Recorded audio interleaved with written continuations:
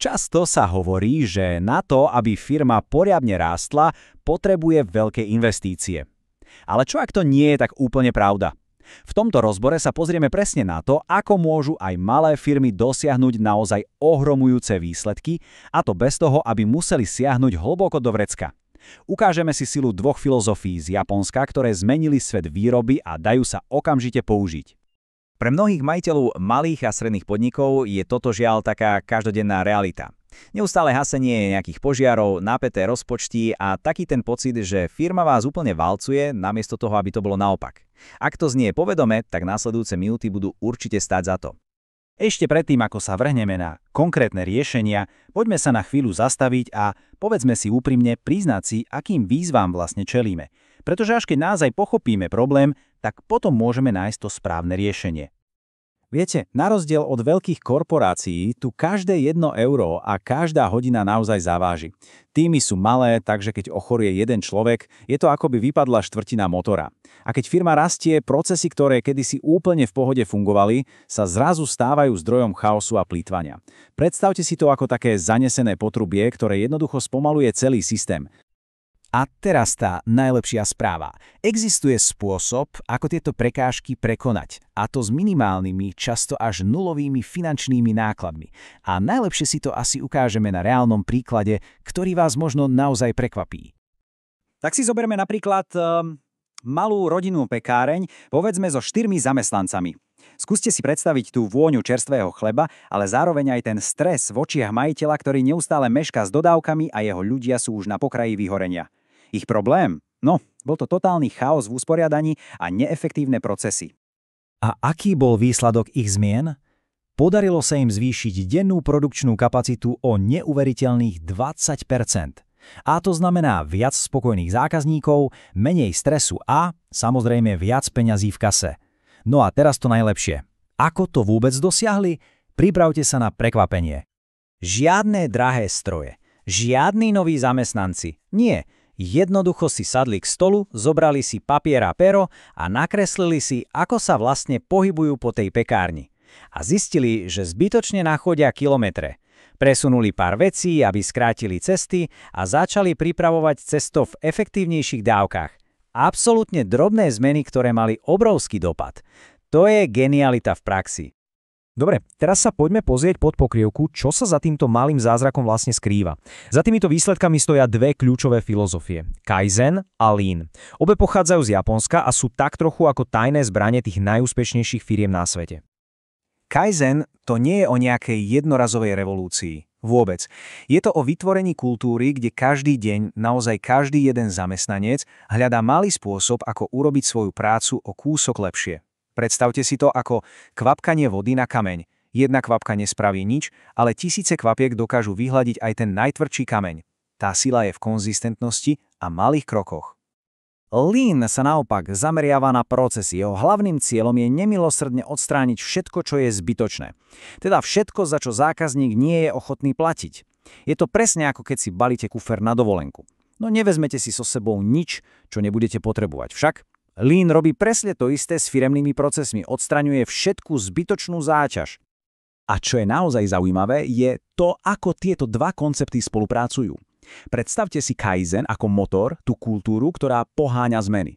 A Lean, to je taká sada nástrojov, ten švajčiarsky nožík, ktorý presne ukáže, kde a ako tie zmeny urobiť. Kaizen je prečo a Lean je ako. Spolu tvoria absolútne nezastaviteľnú silu. Dobre. Takže Lean hovorí o odstraňovaní plytvania. Ale čo to vlastne v kontexte malej firmy znamená? Nemyslíme tým len nejaký odpad v koši. Hovoríme o takých neviditeľných zlodejoch, ktorí každý jeden deň kradnú čas a peniaze. Tu máme 7 hlavných vinníkov.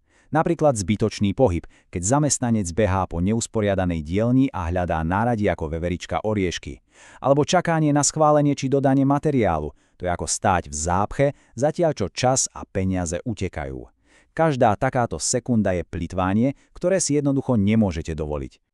Teória je super, ale teraz prichádza tá najlepšia časť, prax.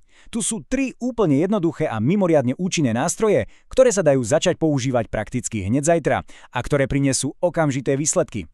Toto je úplne základný motor Kaizenu. Cyklus PDCA je vlastne jednoduchý štvorfázový experiment, ktorý pomáha neustále sa zlepšovať.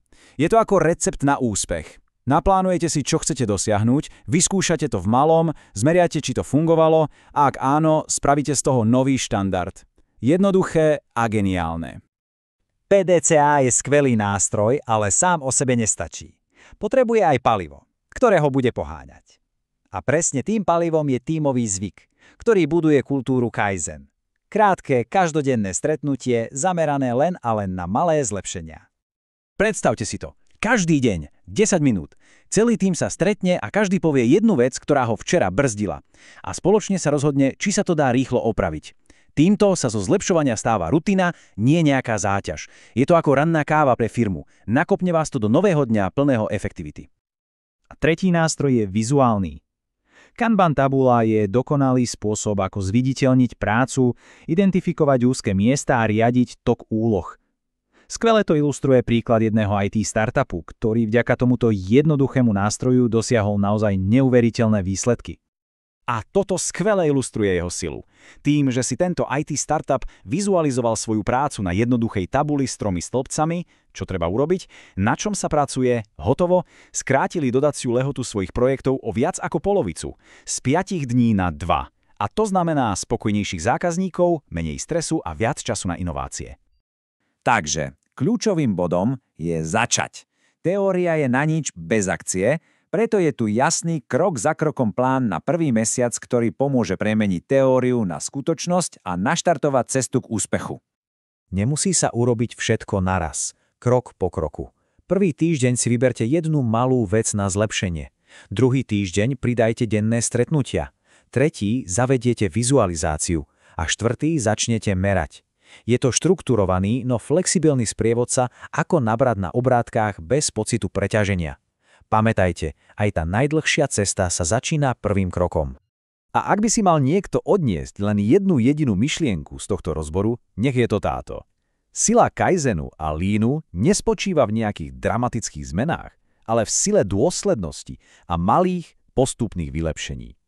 Je to ako snehová guľa. Na začiatku je malá a nenápadná, ale postupne sa nabaľuje a stáva sa z nej lavína úspechu.